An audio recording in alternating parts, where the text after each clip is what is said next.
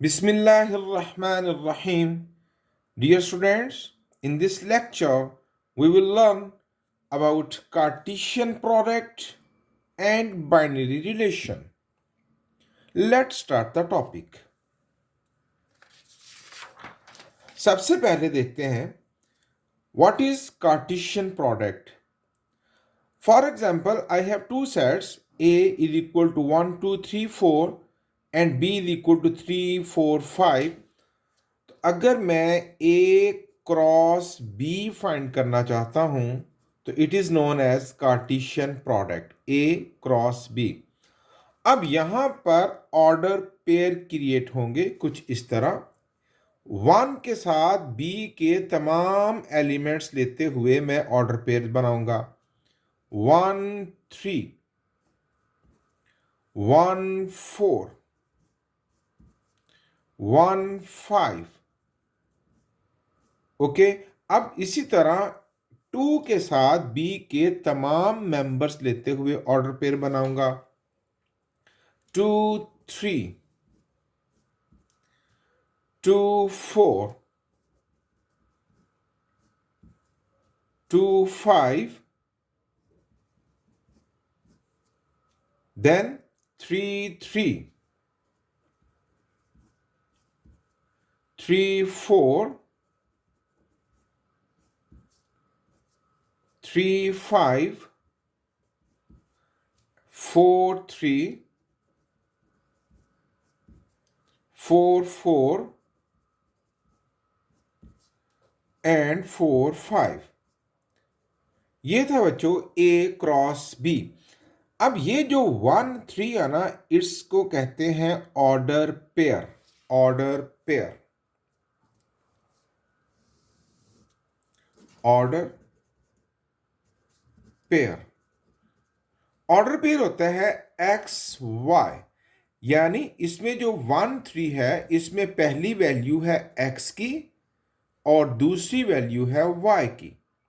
अब ये order pair हम Cartesian product, if you remember that, आपने ग्राफ के अंदर, मैं थोड़ा सा तारुफ करवा रहा हूं, आपने ग्राफ के अंदर जब इसको किसी भी प्लेन को 4 कोऑर्डिनेट्स में डिवाइड करते हैं 1 2 3 4 5 6 and so on, 1 2 3 4 5 6 and so on, और ये नेगेटिव वैल्यूज और ये नेगेटिव, इधर एक्स पॉजिटिव इधर एक्स नेगेटिव इधर वाई पॉजिटिव इधर वाई नेगेटिव। तो ये जो 1 3 है यानी एक्स की तरफ 1 और वाई की तरफ 3, 1 1 2 3, ये जो एक पॉइंट है it is the position of 1 3। ये ऑर्डर पेयर कार्टेशियन प्रोडक्ट को हम अभी डिटेल से नहीं समझ रहे, ये वहां पर तारुफ करवाया मैंने आपको। तो यानी ये दो वैल्यूज मिलकर एक पॉइंट की लोकेशन तक पहुंचते हैं। इसी तरह 1 4 1 5 एंड सो ऑन। तो ये था ऑर्डर पेयर, यानी इसमें पहली वैल्यू x की होती है और दूसरी वैल्यू y की होती है। तो जब हम a क्रॉस b फाइंड करते हैं तो ऑर्डर पेयर्स क्रिएट होते हैं। तो कितने एलिमेंट्स बने a क्रॉस b के, तो अब इनको दो नहीं गिनना, ये एक मेंबर है। तो 1 2 3 4 5 6 7 8 9 10 11 एंड 12। ओके, अब अगर मुझे b क्रॉस a फाइंड करना होता तो सेम हेयर, लेकिन अब हम b के तमाम एलिमेंट्स के पेयर a के साथ बनाएंगे, यानी 3 1 3 2 3 3 3 4 4 1 4 2 4 3 4 4 5 1 5 2 5 3 एंड 5 4। कितने एलिमेंट्स? 1 2 3 4 5 6 7 8 9 10 11 एंड 12। यहां आपको एक डिफरेंस का खूब अच्छे तरीके से पता होना चाहिए कि 1 3 इज नॉट इक्वल टू 3 1। ये जो दो डिफरेंट ऑर्डर पेयर्स होते हैं 1 3, इज नॉट इक्वल टू 3 1। अब यहां तरतीब बदल गई ना, यहां x की वैल्यू 1 है और y की वैल्यू 3। अब मैं अगर 3 1 करूं तो x की वैल्यू 3 हो जाएगी और y की वैल्यू 1। तो ऑर्डर पेयर में एलिमेंट्स की तरतीब आगे पीछे करने से ऑर्डर पेयर के मीनिंग्स चेंज हो जाते हैं। ओके, अब हम सीखेंगे कि अगर दो सेट्स का कार्टेशियन प्रोडक्ट फाइंड करना है तो उसके ऑल मेंबर्स की तादाद मालूम करने का क्या फार्मूला है।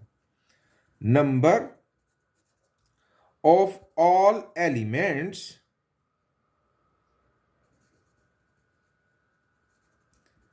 in A cross B is equal to number of elements in set A multiply by number of elements in set B। अच्छा, अब यहां देखें A में कितने एलिमेंट्स थे, 1 2 3 4। B में कितने एलिमेंट्स थे, 1 2 3।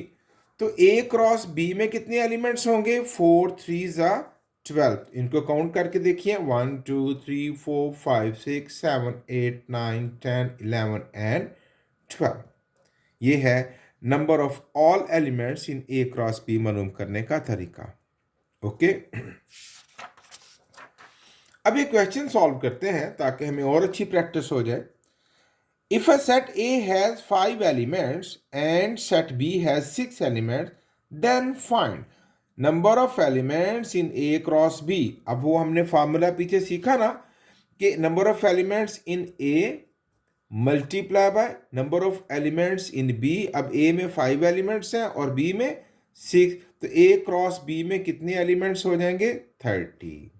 उसी तरह number of elements in B cross A, तो B में कितने एलिमेंट्स हैं, 6 और 5, तो 6 5 ज़ा 30। Number of elements in A cross A, अगर मैं A क्रॉस A फाइंड करूं तो number of elements in A 5, then number of elements in A 5, तो A क्रॉस A में कितने एलिमेंट्स बनेंगे, 25। आप अपनी प्रैक्टिस के लिए कोई एक सेट A लेकर उसके 5 एलिमेंट्स रखते हुए A क्रॉस A जरूर फाइंड कीजिएगा। अब number of elements in B cross B, ये इटसेल्फ चल रहा है ना, A का A के साथ ही और B का क्रॉस B के साथ। तो B के कितने एलिमेंट्स हैं, 6, देन B के कितने एलिमेंट्स हैं, 6, तो number of elements in B cross B कितने होंगे बच्चों, 36। ये था तारुफ हमारा कार्टेशियन प्रोडक्ट का और ऑल एलिमेंट्स मालूम करने का formula in A cross B। अब हमारा टॉपिक है बाइनरी रिलेशन। तवज्जो से सुनिएगा। Each subset of A cross B। अब यहां एक बात गौर से सुन लें, where A and B are non empty set, कि A और B खाली ना हो। जैसे हमने पिछले जब कार्टेशियन प्रोडक्ट फाइंड किया तो अगर उनमें से A या B कोई एक भी सेट खाली होता तो हम वहां पर कार्टेशियन प्रोडक्ट यानी ऑर्डर पेयर फाइंड ही ना कर पाते। अच्छा, ये तो एक एहतियात है। हम वापस आते हैं। Each subset of A cross B is called a binary relation।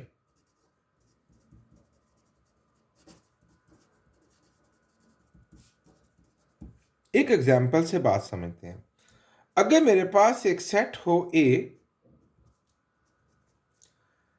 2 4 6 और एक सेट हो B 3 8 9। अब मुझे अगर A क्रॉस B में बाइनरी रिलेशन तैयार करना है तो मैं पहले A क्रॉस B फाइंड करूंगा, बिकॉज ईच सबसेट का टॉपिक हम अपने पिछले लेक्चर्स में अच्छी तरह सीख चुके हैं। अगर वो आपको क्लियर नहीं तो वो लेक्चर जरूर अटेंड कीजिए, नहीं तो बाइनरी रिलेशन की बात अच्छी तरह समझ नहीं आएगी। Each subset of A cross B, अब यहाँ मैंने एहतियात बतलाई ना कि ए और बी में से कोई भी खाली ना हो। तो देखें ज़रा, जब मैंने ए क्रॉस बी फाइंड करना है, अगर बी एम्प्टी होता तो मेरे तो वो पेयर ही ना बनते, ऑर्डर पेयर, तो मैं तो बाइनरी रिलेशन तैयार ही नहीं कर पाता। तो दोनों में से कोई भी खाली नहीं होना चाहिए। तो ए क्रॉस बी 2 3 2 8 2 9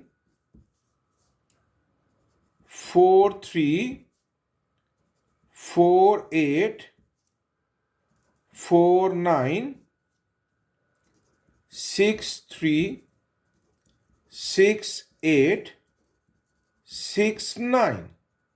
ओके, ये हो गया ए क्रॉस बी। अब ये एक सेट है, इसका कोई भी सबसेट, सबसेट याद है ना कि इसमें से चुनकर कोई सेट बनाना है तो वो इसका सबसेट बनेगा।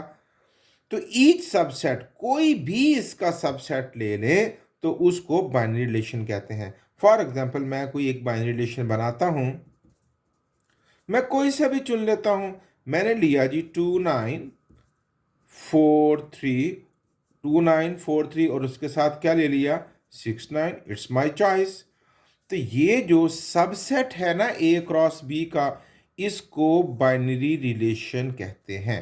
बाइनरी रिलेशन क्योंकि ये दो वैल्यूज का रिलेशन चल रहा है ना। रिलेशन आम जिंदगी में भी आप बोलते हैं, जैसे husband wife, it's a relation, brother sister, it's a relation.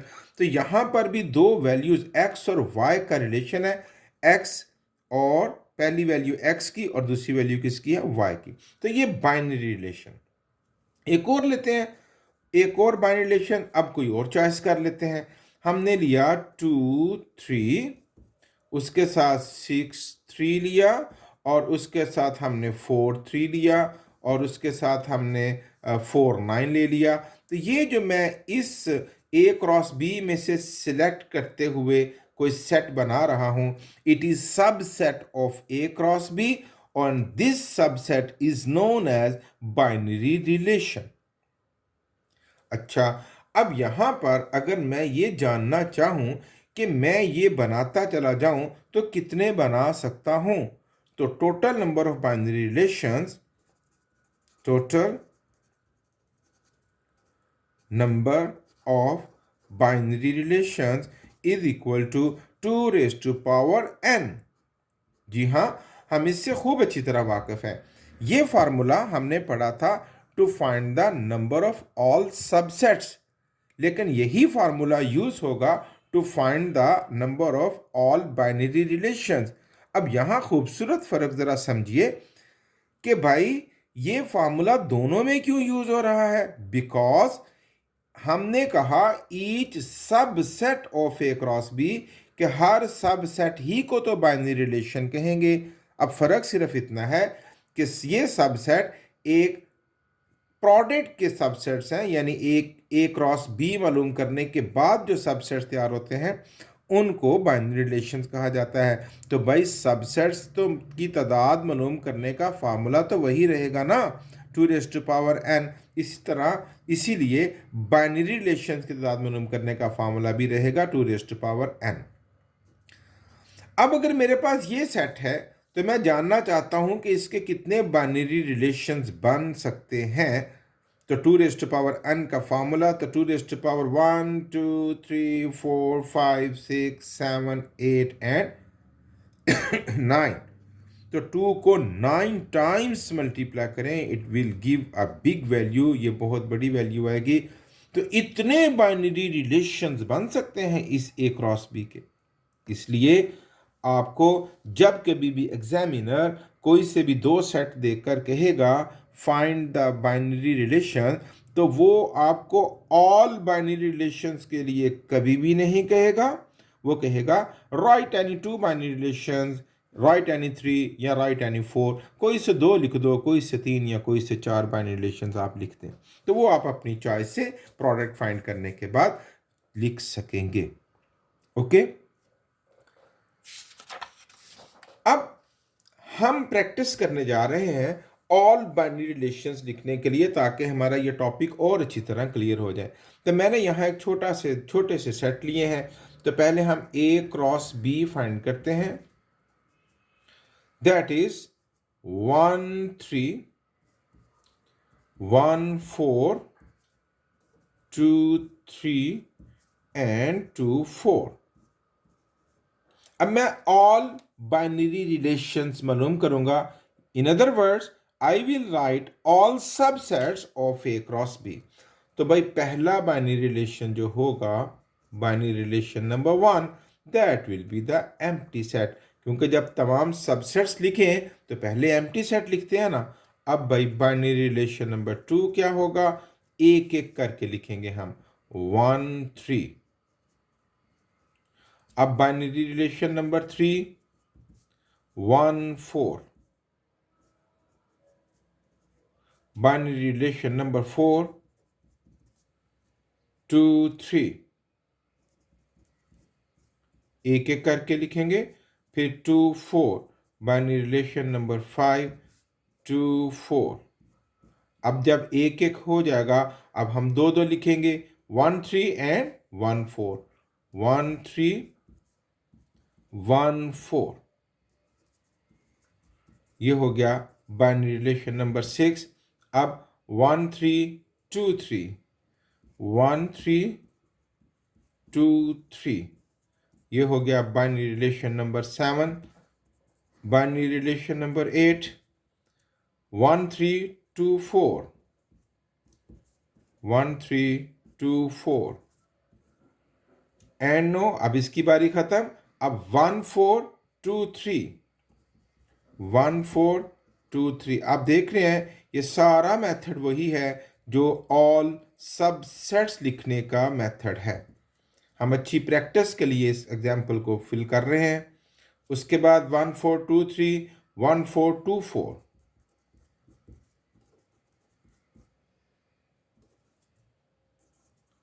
Binary relation number 10, binary relation number 11. अब 1 4 की बारी खत्म. 2 3 एंड 2 4.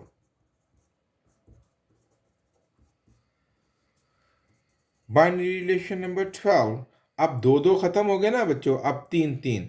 अब उसके लिए लास्ट वाला स्किप कर देंगे. 1 3 1 4 2 3. 1 3 1 4 2 3. उसके बाद बाइनरी रिलेशन नंबर 13. अब सेकंड लास्ट स्किप कर देंगे. 1 3 1 4 एंड 2 4. Binary relation number 14. अब सेकंड स्किप कर देंगे. 1 3 2 3 एंड 2 4. Binary relation number 15. अब फर्स्ट स्किप कर देंगे. 1 4 2 3 and 2 4. And binary relation number 16. अब चारों लिख देंगे. 1 3 1 4 2 3 एंड 2 4. ये थे ऑल बाइनरी रिलेशन. कोई पॉसिबल रिलेशन हमने छोड़ा नहीं. अच्छा, अब हम ज़रा अकॉर्डिंग टू फार्मूला चेक कर ले. तो हमारे पास फार्मूला है number of all binary relations 2 raise to power n. तो 2 रेज़ टू पावर कितने मेंबर्स हैं? 1 2 3 एंड 4. तो ये बनेगा 16. तो हमारे कितने बाइनरी रिलेशंस बने थे? सारे के सारे 16. ये था, मैंने एक एग्जाम्पल के साथ आपको समझाया. लेकिन जो ही मैं ज़रा सी यहाँ तादाद बदल दूँ, इसके एलिमेंट्स बढ़ा दूँ, तो ए क्रॉस बी के एलिमेंट्स बढ़ने की वजह से बाइनरी रिलेशंस बहुत ज़्यादा बढ़ जाएंगे. तो मैंने पहले भी बताया कि एग्जामिनर कभी भी ऑल बाइनरी रिलेशंस लिखने के लिए नहीं कहेगा. हमने ये एग्जाम्पल अपने इस टॉपिक को अच्छा स्ट्रॉन्ग करने के लिए सॉल्व की. उसके बाद है एक क्वेश्चन हम सॉल्व करते हैं ताकि हमें और अच्छी समझ आ जाए. If a set A has 6 elements and set B has 8 elements, then find the number of binary relations in A cross B. अच्छा, set number of elements in set A, ये लिख लें, या सेट ए हैज एलिमेंट्स। कितने हैं बच्चों? 6। Set B has elements, कितने हैं? 8। अब number of binary relations in A cross B, तो पहले number of elements in A cross B find कर लेते हैं ना। Number of elements in A cross B, 6 multiply by 8, 48 elements बनेंगे ए क्रॉस बी में। अब जिस सेट के 48 एलिमेंट्स हों उसके बाइनरी रिलेशंस कितने बनेंगे? तो नंबर ऑफ बाइनरी रिलेशंस